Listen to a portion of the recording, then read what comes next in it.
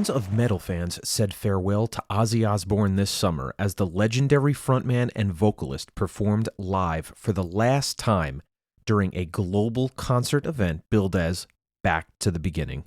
The day featured performances from some of the biggest hard rock and heavy metal bands on the planet, including Metallica, Slayer, Anthrax, Lamb of God, Alice in Chains, Pantera, Gojira, among many others, and culminated with the last ever reunion of Black Sabbath's original lineup featuring Ozzy, bassist Geezer Butler, guitarist Tony Iommi, and drummer Bill Ward. Comes our final song for the era. I just want to say to you on behalf of the guys in Black Sabbath and myself that your support over the years has made it all possible for us to live a lifestyle we live. Thank you from the bottom of our heart. I love you, we love you. There's a song called Paranoid. But did you know Ozzy's first short-lived retirement, I'm using air quotes there, in the 1990s, ended with a major worldwide tour which included a stop at Rensselaer Polytechnic Institute's Houston Fieldhouse in Troy, New York? It's hard to believe, but yes, it's true.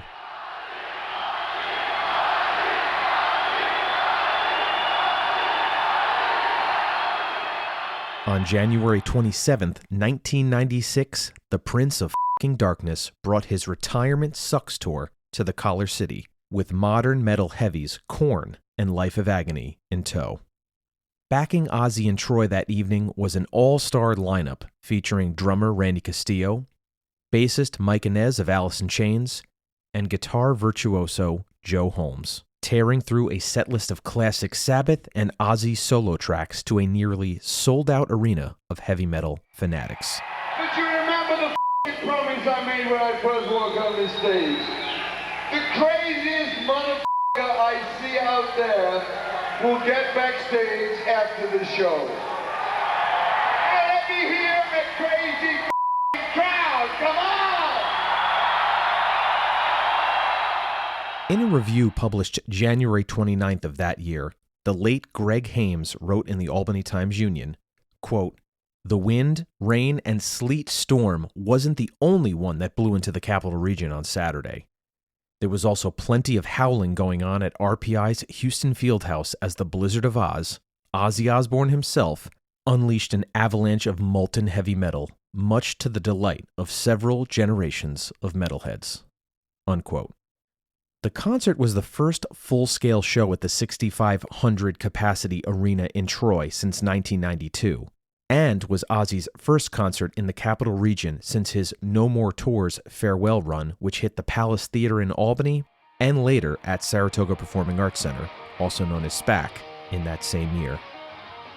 So, did you see Ozzy Osbourne at the Houston Fieldhouse in Troy, New York in 1996? We'd love to hear your story for a future episode of Troy Story, a podcast for the Collar City. Head over to troystorypod.com/Ozzy to find out how you can contribute to another special installment of the podcast. Don't forget to check out our previous episodes on legendary era concerts at the RPI Fieldhouse by Bruce Springsteen, Metallica, and Slayer, as told by world-renowned drummer Jason Bittner, journalist and sports columnist Joyce Bassett, former Fieldhouse security staffer and RPI student Eric Haskins, then teenage metal fan Kevin O'Connell, and Brick by Brick guitarist and owner of Upstate Black and Blue Productions, Mike Valenti. Thanks for listening, and we're looking forward to hearing about your Ozzy Osbourne experience in Troy, New York. Until then, love yourself, love one another, and may Pod save Troy. Oh, and stay metal.